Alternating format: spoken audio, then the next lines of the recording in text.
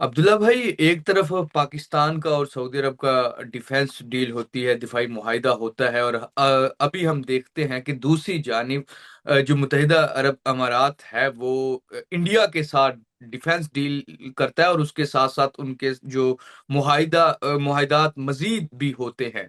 तो आप क्या समझते हैं? को बहुत से एनालिसिस करने वाले तो ये भी कह रहे हैं कि शायद मुत्तहिदा अरब अमारात फौजी अड्डा बन जाएगा भारत का अनकरीब, और इस तरह की चीजें आ रही हैं। आप कैसे देखते हैं इसको? दूसरी जानिब बिस्मिल्लाहिर्रहमानिर्रहीम। इसराइल आप का रोल भी आपके सामने है, जिस तरह उन्होंने कतर पर हमला किया और ये तमाम चीज। बिस्मिल्लाहिर्रहमानिर्रहीम, बहुत बहुत शुक्रिया आपका।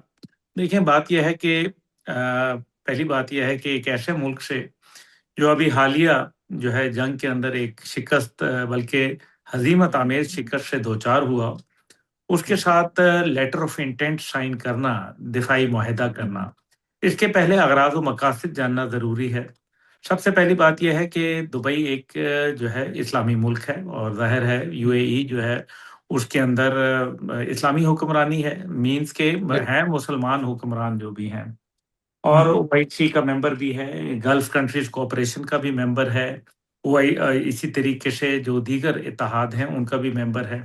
ठीक है कि कुछ अरसे से यूएई की जो लाइन लेंथ है वो मुख्तलिफ है, चाहे वो हम्म। सूडान के अंदर मामलात हों या शुमाली लैंड के हवाले से, या फिर जो है ये मौजूदा पाक भारत जंग के हवाले से। यकीनन मेरे ख्याल में इस पे काफ़ी सारे जो है वो नुक्ताचीनी हो रही है। लेकिन हम्म। दूसरी जानिब जो है देखना यह है कि यूएई को खतरा किससे है। यूएई को बुनियादी तौर पे जो है पहली बात यह है कि ठीक है कि अरब दुनिया के अंदर छोटी-मोटी चपकलिश चलती रहती है, और सऊदी अरब और यूएई के दरमियान कोई हालात बहुत ही अच्छे साज़गार नहीं हैं। लेकिन इन सब के बावजूद इस टाइम पे हालात उस नहज पे नहीं पहुँचे, जहाँ कोई ऐसा हमला जो है वो सऊदी अरब की जानिब से यूएई पे किया जाए। और वैसे भी यूएई के ऊपर अगर कोई खुदा न खास्ता ऐसा हमला होता है, तो उसको बचाना जो है मतलब लाइक जब तक के जवाबी कार्रवाई होगी, तब तक मेरे ख़्याल में बहुत देर हो जाएगी, क्योंकि अपने हुजम के लिहाज से उसका ख़ास तौर पे जो देखें 2-3 शहर ही हैं जो ज़्यादा जो जिसको अहमियत के हामिल हैं। उसके अंदर एक दुबई हो गया, एक शारजा हो गया, एक जो है वो अबू धाबी हो गया, ज़ाहिर है जो उसके अंदर मेन शहर है। तो ये इसके अलावा जो कोई ऐसा सिटीज़ मतलब आप कहें कि कोई बहुत बड़ा हुजम है, वो मौजूद नहीं है। अब रकबा बहुत छोटा है, बस ये है कि वहां पर पॉपुलेशन ओवरसीज और ये वो काफी ज्यादा लोग रहते हैं, लेकिन। जी हाँ, मतलब उसके अंदर सिर्फ़ ओवरसीज़, और मेरा ख़्याल है कि कोई भी मुल्क ऐसी गलती नहीं करेगा। लेकिन हम्म। जो दूसरा खतरा उसको है, वो है इज़राइल के साथ।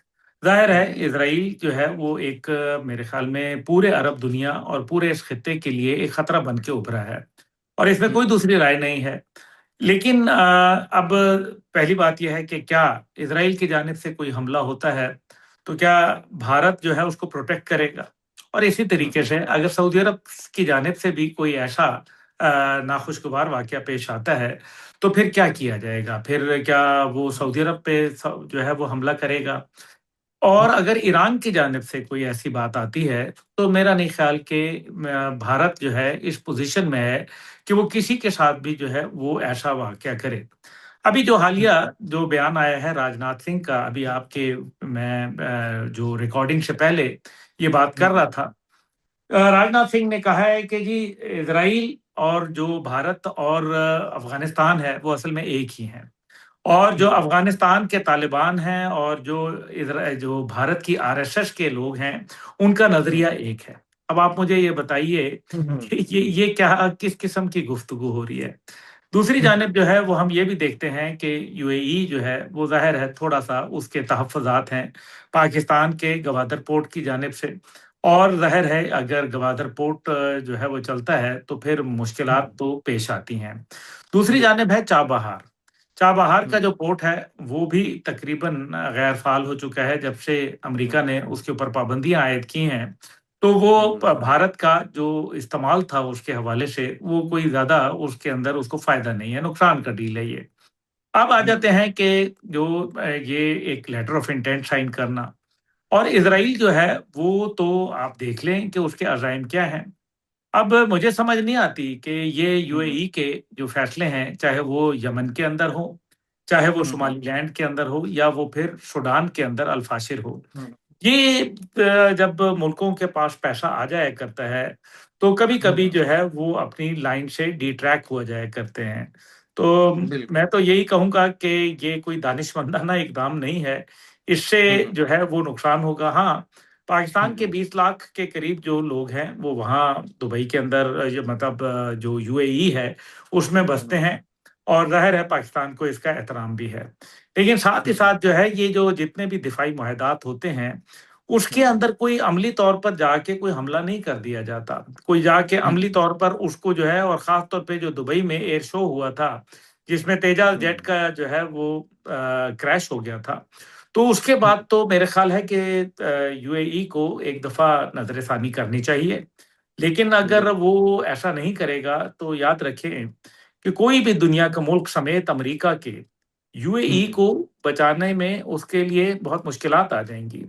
और बिल्कुल फिर बिल्कुल। अमेरिका का जिस तरीके से वहाँ इन्फ्लुएंस है ऑलरेडी यूएई के अंदर, तो और हम्म उसकी नेबरिंग कंट्रीज में जिस तरीके से वहाँ अमेरिकन अड्डे मौजूद हैं, तो फिर मेरा हम्म ख्याल है कि ऐसे वक्त में ये सवाए इसके कि एक मज़ाहिका खेज ही बात है। इसके अलावा हम्म, तो मुझे कुछ नहीं नजर आता इसमें। बिल्कुल बिल्कुल। अच्छा सर, दूसरा, डोनाल्ड ट्रंप ने एक लंबी चौड़ी स्पीच की है वर्ल्ड इकोनॉमिक फोरम पे।